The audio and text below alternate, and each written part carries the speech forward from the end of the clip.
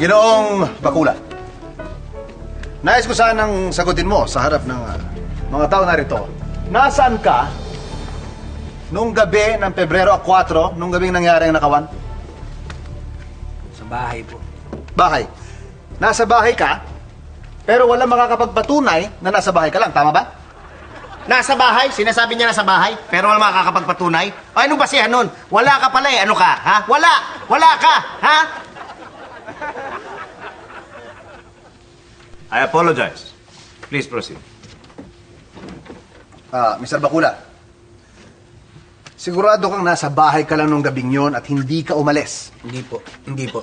Kung ganon, bakit ayon sa mga nakasaksi, nakita ka raw nilang lumalabas ng bahay bandang alas 9 ng gabi, 1 oras bago nangyari ang nakawan? Boom! Huli ka, ha? Kasama mo na sa bahay ka, pero may mga witness. Witness! Mga witness! Hindi lang isa ito! Marami ito!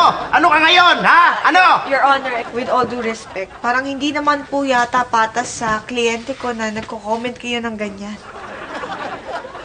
You're right. I apologize. Please continue. Yes, Your Honor. Mr. Bakula, ulitin ko, hindi ka talaga umalis ng bahay nung gabing yon. Tama ba? Hindi po talaga. Kung ganon, bakit doon sa crime scene natagpuan ang fingerprints mo doon sa basag na bintana kung saan pumasok ang magnanakaw? Fingerprints? May fingerprints? Huli ka na! Ano yun? Lumakad mag-isa yung kamay mo? Ha? Nagpuntan sa crime scene? Ano ka? Kami? Ha? Ni wala kang gloves? Hindi ka nag-gloves? Ano ka? Ano? Your Honor, excuse me. Yes, I know. I'm wrong. Again, I apologize. Sige, tuloy niyo na. Mali ako. Mr. Bakula, pagkatapos ng lahat ng testimonya na narinig natin na nakakita ang mga witness na umalis ka ng bahay, tapos yung fingerprints mo na nasa crime scene, paano mo ngayon masasabi na hindi ikaw ang nagnakaw sa bahay ni Miss Fajardo? O, ano ngayon? Sumagot ka! Ha? Sige, sumagot ka! Ha? No?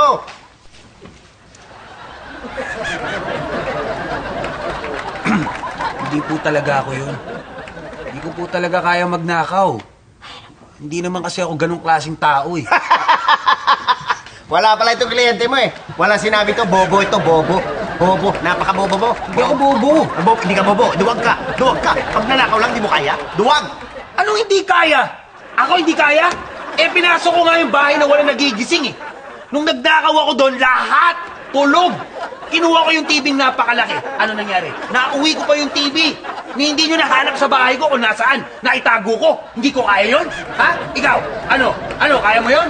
Kaya mo yun? Ha?